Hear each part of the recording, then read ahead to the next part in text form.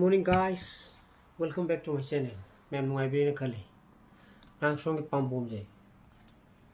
Ji ngana ai hakjang thindokpa adegi any kind of side effect kem laite boko except magi sigi kafam jaga je natna haidi kafam jaga je sida khaga koi gi iction kapu gi kitang nai to boto modu katane ba engonda leiri je to boto bu ai tumba kanda oirom da yam chepaga tungale ko madunu jam yam nuai bai tai ado ngarang di oirom da chepaga tumba yadre pamom jena kitang nalupa kanda ko madugi chaina ko phawni na ko ado atopa side effect ai haju phogi ri kemta laite ado haju phau laitre mina makata ba laigedabdi mandre ko maduni ko aina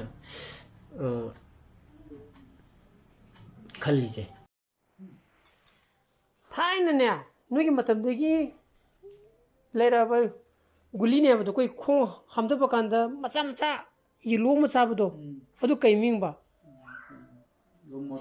lomotin chuma ba ne chumi lomotin lomotin habne adu hojik phangdugum tawde chai kan chuma kha ngang chai lomotin habne ba lomotin haideni chumra ne kaw amti mi na hangakpa thaina madu sabi te khanglaw ne khai dina 그래 아직 아니 우리 방 폰 떨어가 흥 빠이다 다이나 뭐 싸기 비네 그냥 삑번에 봐 홍장 홍과 lomu pena medene to lomu pena ne 이거 시저직 사들이 하이죠 그래도 차들 거 말해도 21 이렇게 내가 prescription require 가야 하이 prescription require 가나가 하이고 아이 사기 사람도 말이다 Aina ano ki sumupa sang pana mungang upi posti tamni na bodi nungju tadra taida de harune asing barune give your honest comment give me your honest comment adana ngasi Sunday kali ki bo kedo geno aina to to adana akong ne chicken gi manungi parts to makong kaleza liver ora to gibne yore ke yamna yawo janam te yengi aina makong taramuk te hapo te ha gibne ba ista adana itilo mu ta sem ge mari nu chambal ore makong kaleza adimu kodum yam jinamu pista mu khram lo re ko lo uti ko ko gi 아니야 이거 뭐도 돼 옆에 마시는 진짜 신기 뭐죠 이런 거 뭐죠 이런 게 나옵니다 내가 신기 아 이런 게 내가 뻔뻔해 봐 내가 신기 자니에 신기 돌아 내가 그냥 그냥 뭐다 땅으로 잘 어디 자 여기 그만 그만 다 포가 내 뭐다 네 왜 나가려 또 짜들어 봐. 나 야비도. 그럼 사면은 시지라. 사기로 예. 이제 타고 하. 타고 하. 하던 아이는 시ям 해야 되죠, 강들. 따이고 또지라. 봐다. 밑에다. 나 인가 돈 담아미야미야. 맞지?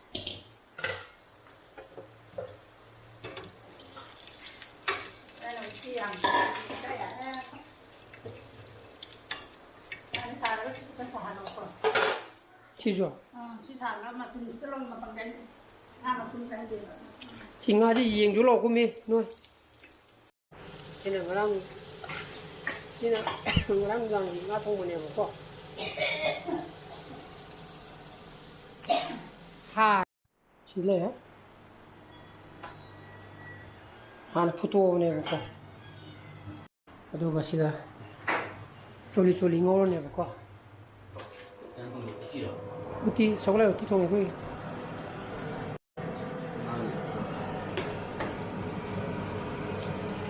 cái xí tôi này đó xem coi được thốn cái nó ấy mũ yêu thổ này không à yêu lùi chỗ nào nó ăn đủ cái đó đó lùi lùi là tôi em muốn lùi cái nào vậy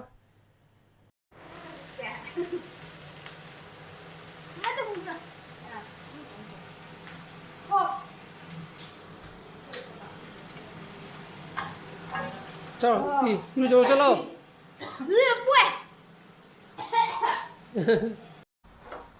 Sano pairu je bolu gra ado em mok lu tho ge sak su twe ai pung bar phai ta sang re ba ko ado nei ji kiting khar to goda lei di ato pagi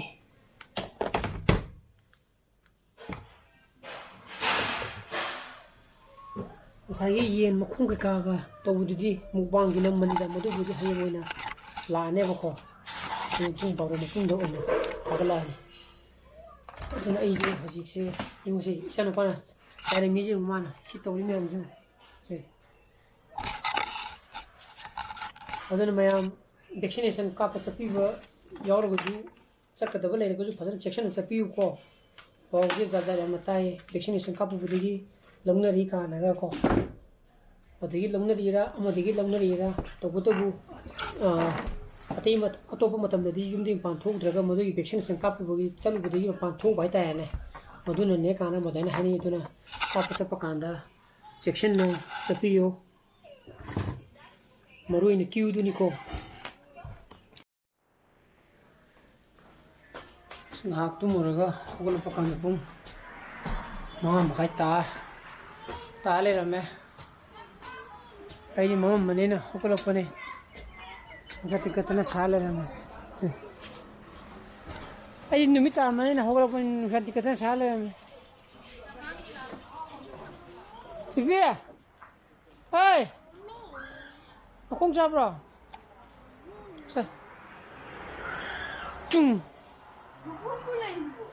Lepas kong je saya Sibia, buka. Dah. Ada ya?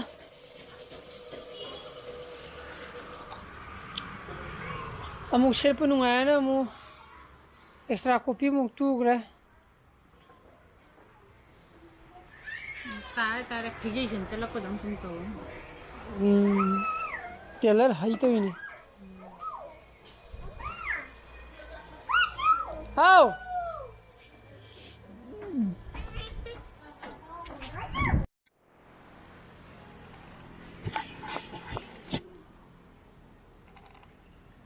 Thak phadre mo ani je pamana ludo da amajina kai sani no khangde kai no bungo nang sani da ha weather je nungai ungchi se nungai thra ungchi am lang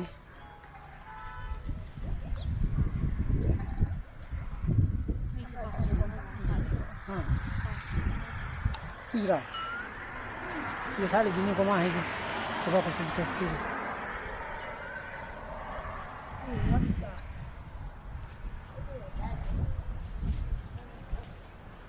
ngarang je aigi porkhala ko Amazon dei ko ado Google Pay gi through da pay je tawre ne paisa je thire paisa je emon di ka kharga transaction fail yodre ko Amazon da ado ne pori delivery tawdre ko bi tawbira me mana simple ID inauduna adagi poti deliver toro me angonda di ID poti delivery togre haibagi message di email hack thalo la ko la te ba ko adi ma mu phone tore gi mo pandagi tamu thok pre thwe pasana thai tamona thai pesa do moi de yokte khotre kana haire ba ko adagi haidi case tv on case thire case thire kan ma logi tak to ba ai mang dum tak accept to ba Tangwanda tingkong na mail la delivery to kre na ading masai gi changi ba aina amoni ka ki ba paisa du di bounce back to tre na odu jo company to dia da mina ai gi di kenonda ai gi bank da phone ꯇꯧꯔꯦ complain ꯇꯧꯔꯦ complain ꯇꯧꯔꯀꯥꯟꯗ ꯃꯣꯏꯅ U ꯄꯤ ꯑꯥꯏꯒꯤ ꯊ꯭ꯔꯨꯗ ꯇꯧꯈꯤꯕꯅꯤꯅ ꯃꯗꯨꯒꯤ U ꯄꯤ ꯑꯥꯏꯗꯨꯒꯤ ꯑꯩꯗꯤ G ꯄꯦꯗ ꯇꯧꯕꯅꯦꯕꯀꯣ ꯑꯗꯣ ꯖꯤ ꯄꯦꯗ ꯑꯣꯏꯅ ꯀꯟꯇꯦꯛ ꯇꯧꯕꯤꯌꯣꯅ ꯍꯥꯏꯔꯦ ꯑꯩ ꯀꯟꯇꯦꯛ ꯑꯃꯨꯛ ꯇꯧꯔꯦ ꯖꯤ ꯄꯦꯗ ꯀꯟꯇꯦꯛ ꯇꯧꯔꯀꯥꯟꯗ ꯖꯤ ꯄꯦꯅ ꯑꯃꯨꯛ ꯑꯩꯈꯣꯏꯗꯒꯤꯗꯤ ꯇ꯭ꯔꯥꯟꯖꯦꯛꯁꯟ ꯁꯛꯁꯦꯁ ꯑꯣꯏꯌꯦꯅ ꯍꯥꯏꯔꯦꯕꯀꯣ ꯑꯗꯨꯗꯒꯤ ꯑꯩꯁꯦ ꯑꯦꯃꯦꯖꯣꯟꯗ ꯐꯣꯟ ꯇꯧꯔꯦ ꯐꯣꯟꯁꯦ ꯐꯪꯗ ꯃꯣꯏꯒꯤ ꯀꯁꯇꯃꯔ ꯀꯦꯌꯔꯁꯦ ꯑꯗꯨꯒ ꯂꯥꯁꯇ ꯅꯨꯡꯗꯥꯡ ꯄꯨꯡ 12:30ꯗ ꯐꯣꯟꯁꯦ ꯐꯥꯎꯅꯔꯦ ꯃꯣꯏꯗꯤ ꯀꯣꯜ ꯕꯦꯛ ꯇꯧꯍꯜꯂꯤꯗꯅ ꯑꯩꯈꯣꯏꯅ ꯀꯣꯜ ꯇꯧꯕꯤꯔꯣ ꯍꯥꯏꯀꯥꯟꯗ ꯀꯣꯜ ꯇꯧꯔꯀꯥꯟꯗ ꯃꯣꯏꯁꯦ ꯌꯥꯔꯀꯥꯟꯗ ꯃꯣꯏꯅ ꯍꯥꯏꯔꯛꯑꯦ ꯉꯁꯥꯏꯒꯤ ꯑꯩꯒꯤ ꯇ꯭ꯔꯥꯟꯖꯦꯛꯁꯟꯗꯣ ꯃꯣꯏꯗ ꯌꯥꯝꯅ ꯊꯦꯡꯅ ꯁꯦꯇꯜꯃꯦꯟ ꯍꯥꯏꯗꯤ ꯌꯥꯝꯅ ꯊꯦꯡꯅ ꯁꯛꯁꯦꯁ ꯑꯣꯏꯔꯦ ꯍꯥꯏꯕꯀꯣ ꯑꯗꯨꯅ ꯄꯩꯁꯥ ꯑꯅꯤꯃꯨꯛ ꯊꯤꯖꯤꯜꯂꯛꯑꯦ ꯍꯥꯏꯕꯀꯣ ꯑꯗꯨꯅ ꯄꯩꯁা ꯑꯃ ꯔꯤꯇꯔꯟ ꯇꯧꯔꯅꯦꯅ ꯍꯥꯏꯔꯦꯕꯀꯣ ꯑꯗꯨꯗ ꯑꯩꯅ ꯍꯥꯏꯅꯤꯡꯉꯤꯗꯤ ꯀꯣ ꯄꯥꯔꯇꯤꯀꯨꯂꯔ ꯌꯨ ꯄꯤ ꯑꯥꯏ ꯄꯟꯕ ꯅꯠꯇꯕꯀꯣ ꯑꯗꯨꯅ ꯌꯥꯔꯤꯒꯤ ꯇ꯭ꯔꯥꯟꯖꯦꯛꯁꯟ ꯇꯧꯕꯤꯕ ꯀꯥꯟꯗ ꯌꯥꯔꯤꯒꯤ ꯌꯨ ꯄꯤ ꯑꯥꯏꯒꯤ ꯊ꯭ꯔꯨꯗ ꯇꯧꯕꯤꯒꯅꯣꯕꯀꯣ ꯑꯩꯅ ꯏꯐ ꯀꯝꯄ꯭ꯂꯦꯟ ꯇꯧꯍꯧꯗ꯭ꯔꯒꯗꯤ ꯍꯥꯏꯗꯤ ꯑꯦꯃꯦꯖꯣꯟꯅꯁꯨ ꯈꯪꯉꯔꯣꯏꯕꯀꯣ ꯍꯥꯏꯗꯤ ꯀꯁꯇꯃꯔ ꯑꯃꯅ ꯄꯣꯠ ꯑꯃꯈꯛꯀꯤ ꯗꯕꯜ ꯄꯦꯠ ꯃꯣꯏꯗ ꯇꯧꯁꯜꯂꯛꯑꯦꯁꯦ ꯑꯗꯨ ꯇꯧꯔꯛꯇ꯭ꯔꯒꯗꯤ ꯑꯣꯇꯣꯃꯦꯇꯤꯀꯦꯂꯤ ꯑꯩꯉꯣꯟꯗ ꯕꯥꯎꯟꯁ ꯕꯦꯛ ꯇꯧꯔꯛꯑꯣꯏꯕ ꯑꯗꯨꯅ ꯍꯧꯖꯤꯛꯇꯤ ꯑꯩꯒꯤ ꯄꯩꯁꯥꯗꯣ ꯔꯤꯇꯔꯟ ꯂꯥꯛꯑꯅꯦꯕꯀꯣ ꯀꯩꯗꯧꯋꯦꯕ ꯀꯔꯝꯕ ꯂꯩꯅꯣ ꯀꯗꯥꯏ ꯀꯥꯏꯗꯤ ꯂꯩꯔꯛꯄ ꯂꯩ ꯑꯣ ꯑꯩꯈꯣꯏ ꯀꯩꯅꯣꯒꯨꯝꯕꯗꯣ ꯅꯪꯅ ꯃꯁꯥ ꯀꯛꯄꯗꯣ ꯈꯔ ꯁꯤꯗ ꯑꯗꯨꯗꯅꯤ ꯏꯕꯦꯝꯃ ꯐꯔꯦ ꯁꯤ ꯅꯣꯡ ꯆꯨꯔꯗꯤ ꯀꯃꯥꯏꯅ ꯇꯧꯕ ꯅꯪ ꯁꯤ ꯈꯜꯂꯤꯁꯦ ꯀꯩ ꯒꯦꯝ ꯁꯥꯟꯅꯗꯣꯏꯕ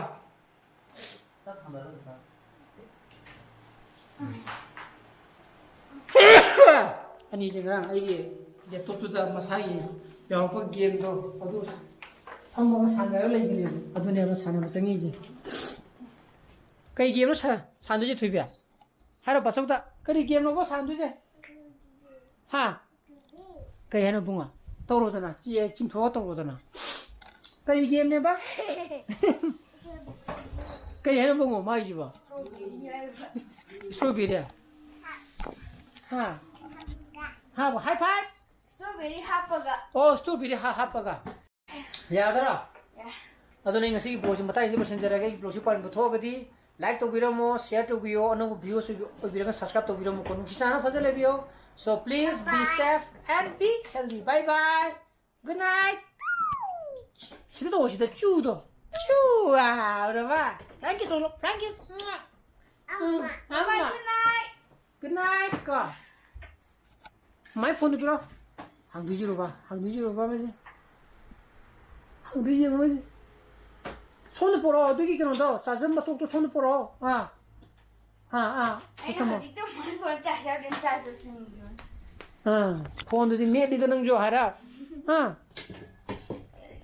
저기 이행 거 사스캠 야우더게 한데. 아. 마음이 기나.